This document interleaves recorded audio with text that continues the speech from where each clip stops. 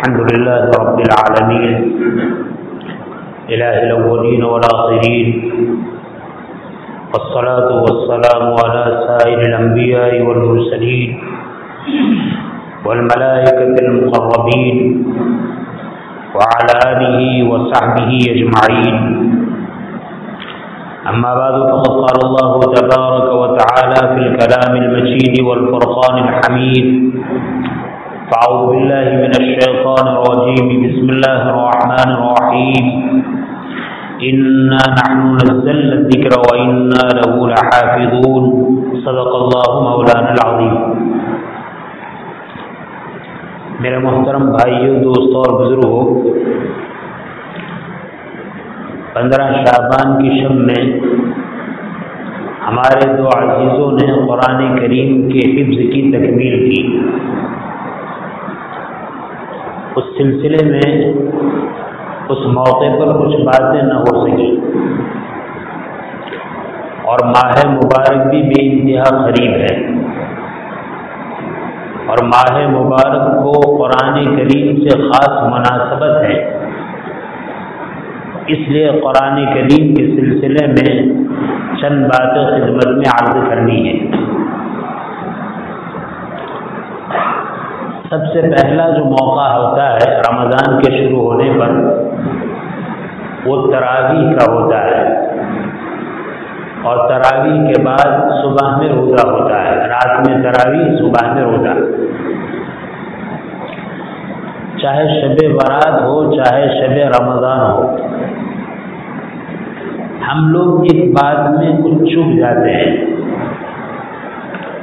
عام طور پر ہم لوگ یہ سمجھتے ہیں کہ رات کی ابتدا عشاء کی نماز کے بعد سے ہوتی ہے. حالانکہ اسلام میں رات کی ابتدا غروب آفتاب سے ہوتی ہے. آفتاب غروب ہو گیا، رات شروع ہو گئی. اسی لیے رمضان شروع ہوتا ہے 29 یا 30ویں شعبان کو آفتاب غروب ہونے کے ساتھ فوراً، اور 29 یا 30 رمضان کو آفتاب غروب ہونے پر رمضان ختم ہو جاتا ہے. لہذا یہ مغرب سے عشاء کے درمیان کا جو وقت ہے پہلے دن کا، وہ ہماری فہرست میں نہ شب برات میں شامل ہے نہ رمضان میں شامل ہے. حالانکہ جیسے ہی شب برات شروع ہو، جیسے ہی رمضان کا مہینہ شروع ہو، مغرب سے ہی ہمارا اہتمام شروع ہو جانا چاہیے. شب برات میں یہ بات عرض کی تھی کہ یہ جو 15 دن باقی ہیں، وہ 15 دن خاص طور پر 2 کاموں کے عہد کرنے کے ہیں.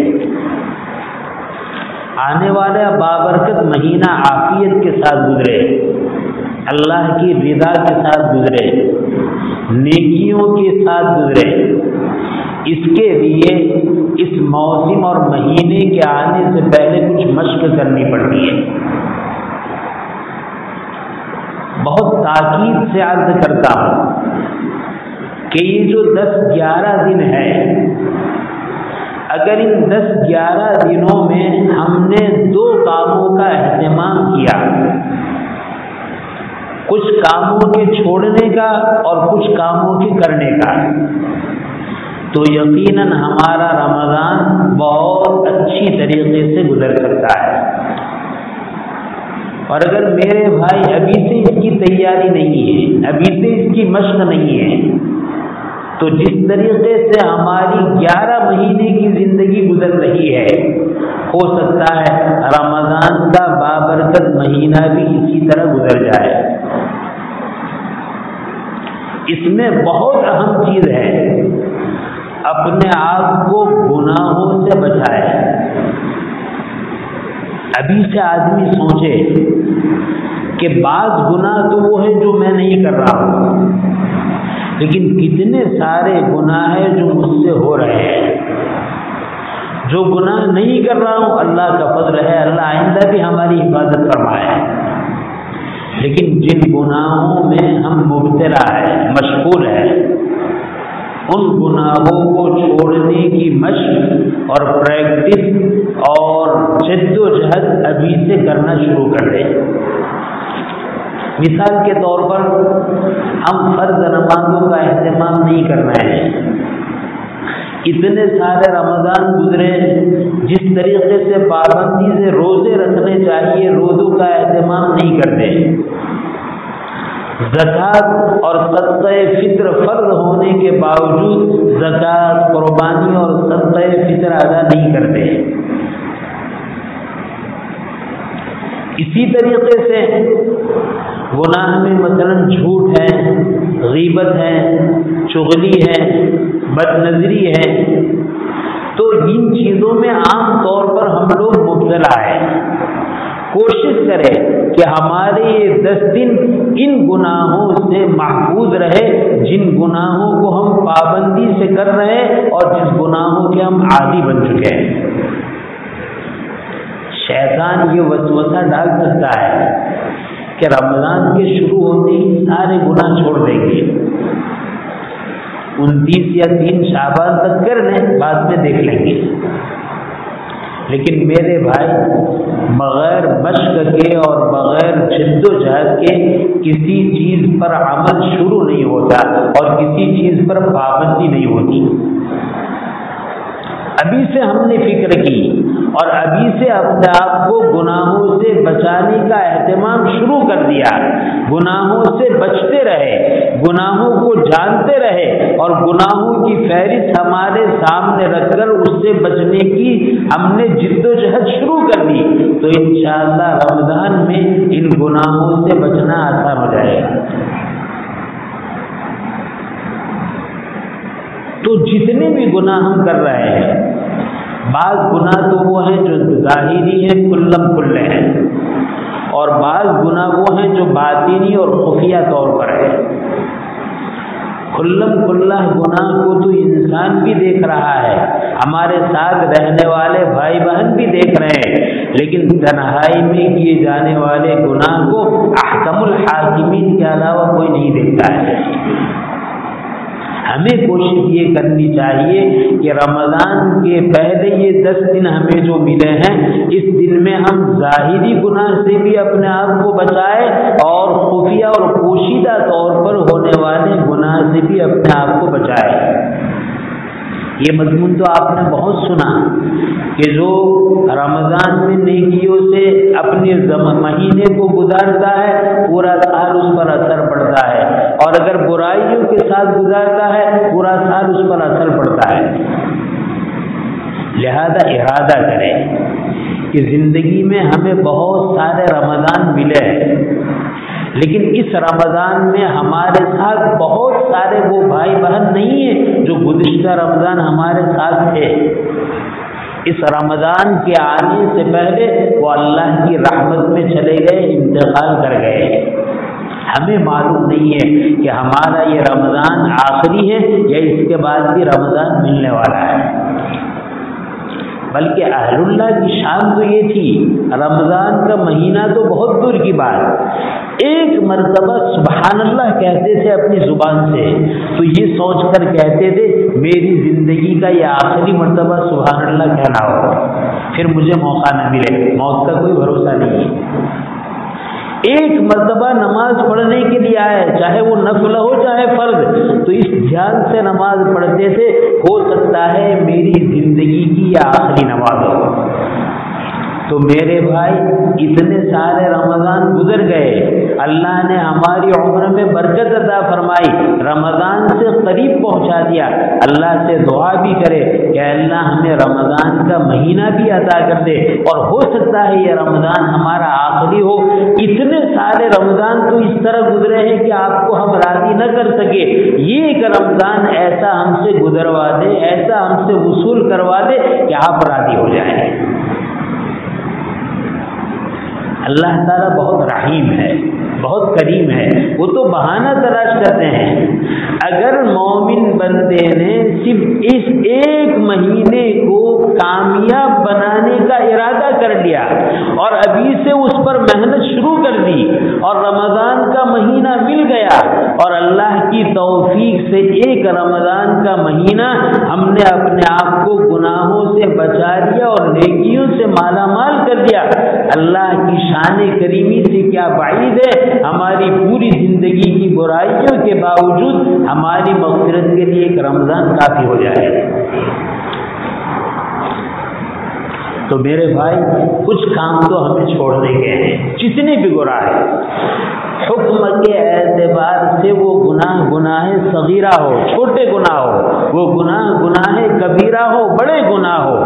ام المومنین حضرت عائشہ صدیقہ رضی اللہ تعالیٰ عنہ فرماتی ہے سارے ہی گناہ کبیرہ ہے، بڑے ہیں، اس لیے کہ گناہ میں نافرمانی ہوتی ہے احکم الحاکمین کی، اور احکم الحاکمین سب سے بڑے ہیں، اور سب سے بڑے کی چھوٹی نافرمانی وہ بھی بہت بڑی ہے۔ لہذا ارادہ کرے، ہمت کرے، اللہ سے مانگے کہ الہ العالمین یہ آنے والا رمضان کا مہینہ ہم سارے گناہوں سے اپنے آپ کو بچا کر گزارنا چاہتے ہیں، اور یہ چند دن ملے ہیں اس میں اسی کی مشق کرنا چاہتے ہیں۔ اے اللہ ہم کمزور ہیں، آپ طاقتور ہیں، آپ ہماری مدد فرمائے اور اس رمضان کو گناہوں سے بچنے کے ساتھ گزارنے کی سعادت اور توفیق عطا فرما دیں۔ اور کچھ کرنے کے کام ہیں، دیکھو میں نے پہلے بھی یہ مضمون کہا تھا کہ گناہ کو کرنے کے لیے وقت چاہیے۔ آدمی کا اپنا رمضان کا پورا 24 گھنٹے کا جو وقت ہے، اس وقت کو عبادت کے لیے مشغول کر دو۔ 24 گھنٹے میں فلاں وقت میں یہ کام کرنا ہے، فلاں وقت میں یہ کام کرنا ہے، فلاں وقت میں یہ ضرورت پوری کرنی ہے، کوئی بھی وقت خالی اور فارغ باقی نہ رکھو۔ سارا وقت ہم اپنے کاموں کے لیے مشغول کرتے ہیں۔ کام 3 قسم کے ہیں، بعض ضروریات زندگی سے متعلق کام ہیں، کمانا ہے، محنت کرنا ہے، یہ کام، اور شریعت اس کی اجازت دیتا ہے۔ اگر اللہ نے وسعت دی ہے، مال دیا ہے، رمضان میں اس طرح محنت کی ضرورت نہیں پڑتی تو اس کے لیے تو 2 ہی کام ہیں۔ لیکن اگر ہمارا کوئی بھائی ایسا ہے جو بیچارہ روزانہ محنت کرتا ہے، جو روزانہ مزدوری کرتا ہے، کماتا ہے اور اپنا گزر بسر کرتا ہے، تو رمضان کے اوقات کو 3 کام کے لیے صرف کر دے۔ ضرورت کی مقدار کمانا ہے، اور اگر خدا نہ خواستہ فراغ حالی ہے، پیسے ہیں، روپیے پیسے ہیں، ہمارا انتظام ہے، ہمیں رمضان میں محنت کرنے کی ضرورت نہیں، تو پھر ہمارا سارا وقت 2 کام کے لیے لگا دیں۔ ایک تو ہے ہماری انسانی ضرورت پورا کرنا، انسانی ضرورت پورا کرنے میں کھانا پینا ہے، پیشاب پاخانہ اور غسل ہے، اور اسی طریقے سے نیند نکالنا، آرام کرنا ہے۔ یہ جو 3 کام ہیں، ہم ان 3 کام کے لیے کم سے کم وقت طے کرتے جس میں ہماری ضرورت پوری ہو جائے۔ سحری ہے، افطاری ہے، عشاء کے بعد یا تراویح کے بعد کھانے کا معمول ہے، کوئی بات نہیں، آپ کھائیں، لیکن اس میں تھوڑا سا وقت، ایسا نہیں کہ کھانے بیٹھے اور آدھا گھنٹہ پونا گھنٹہ اسی میں نکال دیا، وقت کو بچائے۔ ہمارا پیشاب پاخانے کا، غسل کا وقت ہے، وہ جو ضرورت کا وقت ہے اس کو صرف کرے، باقی زیادہ وقت اس میں بھی نہ لگائے۔ اور آرام کا وقت ہے، روزہ بھی ہے، گرمی بھی ہے، رات کو الحمدللہ کچھ عبادت کی بھی توفیق ہوئی ہے، جن کو زیادہ آرام کرنا ہے کرے، کوئی حرج کی بات نہیں۔ آدمی غفلت میں پڑے، لغویات میں پڑے، اس سے بہتر ہے کہ فرائض، واجبات اور سنت کو ادا کرتے ہوئے آرام کرے۔ تو اگر رات کو زیادہ وقت عبادت میں گزرتا ہے اور آپ فارغ ہیں اور آپ کی طبیعت نہیں چاہتی کہ زیادہ نوافل تلاوت کرے، ٹھیک ہے، آپ سوئے، اطمینان سے سوئے، لیکن اس سونے میں اس بات کا خیال رکھیں کہ ہماری کوئی فرض نماز تکبیر اولیٰ سے چھوٹنے نہ پائے۔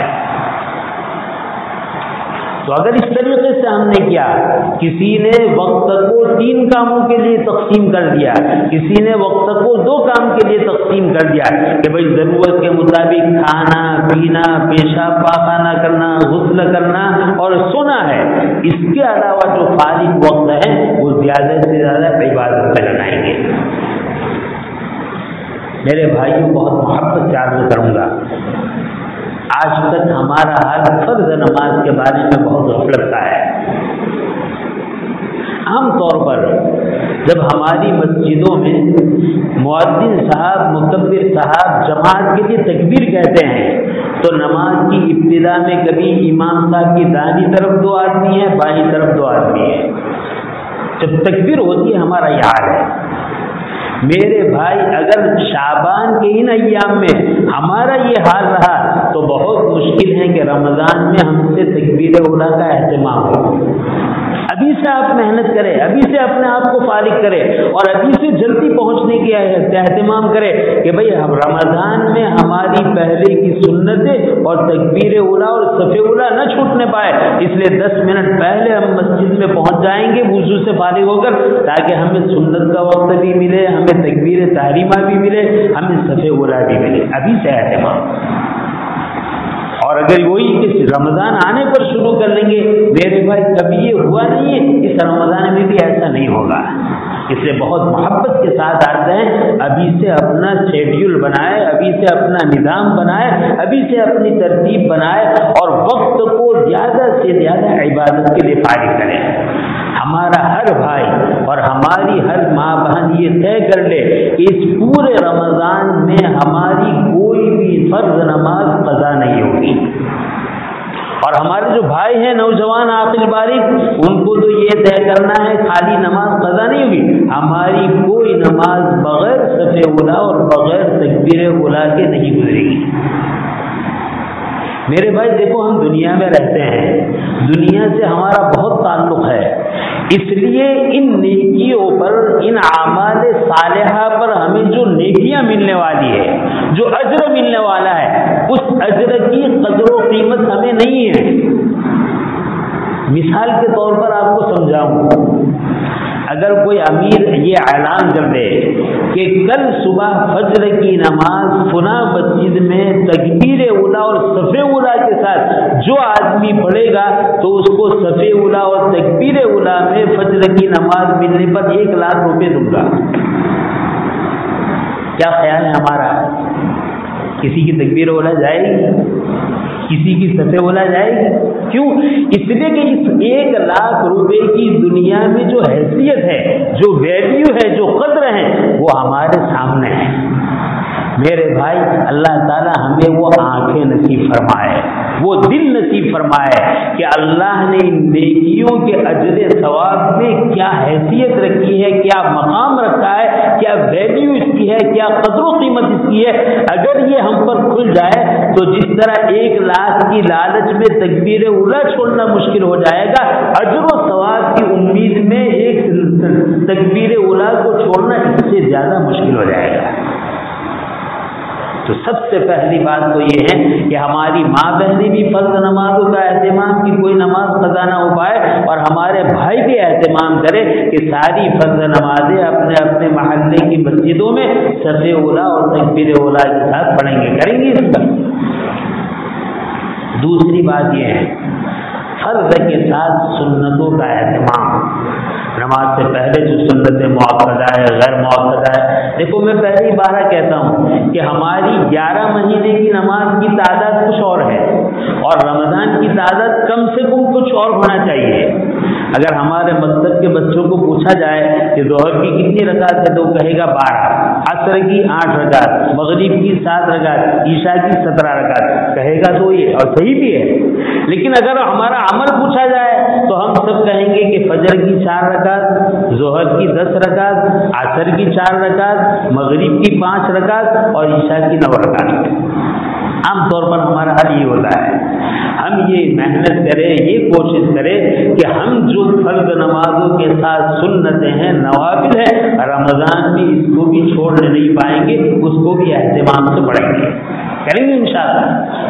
اور میرے بھائی اس کے ساتھ تراویح ہے جو اس مہینے کی خاص اور اہم سنت ہے۔ میں اپنے بھائیوں سے بہت محبت سے عرض کروں گا، احاطہ کرے، ہمت کرے، اللہ سے مانگے کہ اللہ ہم کتنے بد نصیب ہیں کہ ہماری کوتاہی کے باوجود آپ ہمیں رمضان کا مہینہ عطا فرماتے رہے اور پھر بھی ہم نے تراویح کا پورے مہینے اہتمام نہیں کیا۔ میں اپنے بھائیوں سے بہت اہتمام سے کہوں گا کہ جو بھائی بیچارے اس سلسلے میں کوتاہی کر رہے ہیں، آج تک کی کوتاہی پر افسوس کے ساتھ یہ طے کر لے کہ اب انشاءاللہ پورا مہینہ 20 رکعت تراویح امام کی اقتداء میں اہتمام سے پڑھنا ہے۔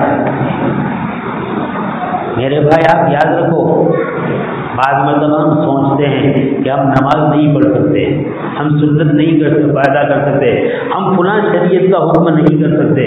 میں آپ کو کام کی بات بتاؤں، جتنے بھی اعمال صالحہ انسانوں سے ہوتے ہیں وہ اللہ کی توفیق اور اللہ کی ہدایت پر ہوتے ہیں، اور جتنے بھی نیک عمل سے انسان محروم رہتا ہے وہ اللہ کی ہدایت اور توفیق نہ ہونے کی وجہ سے ہوتا ہے۔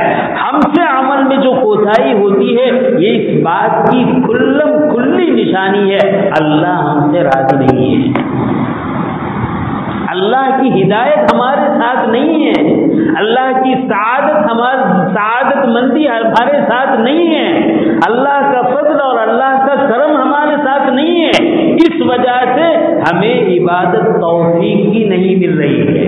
یہ تو آپ نے بارہا سنا کہ اللہ کی طرف سے توفیق نہیں ہوتی تو نماز تو بہت دور کی بات، فرض تو بہت دور کی بات، حج روزہ زکات تو بہت دور کی بات، بغیر توفیق کے آدمی ایک مرتبہ سبحان اللہ بھی نہیں کہہ سکتا، اور جس کو توفیق ملتی ہے دن میں 1000 5,000 مرتبہ درود شریف بھی پڑھ لیتا ہے۔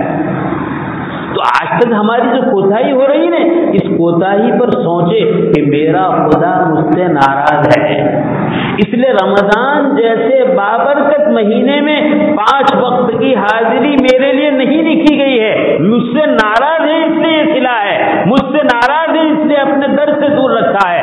اللہ سے تنہائی میں صلاۃ التوبہ پڑھ کر سچی پکی توبہ کرے، اللہ سے مانگے کہ اللہ میرے گناہ اور میرے قصور کی وجہ سے رمضان کی قدردانی سے مجھے محروم نہ فرما، رمضان کے برکات اور انوار سے مجھے محروم نہ فرما، اور رمضان کی مغفرت عامہ سے مجھے محروم نہ فرما۔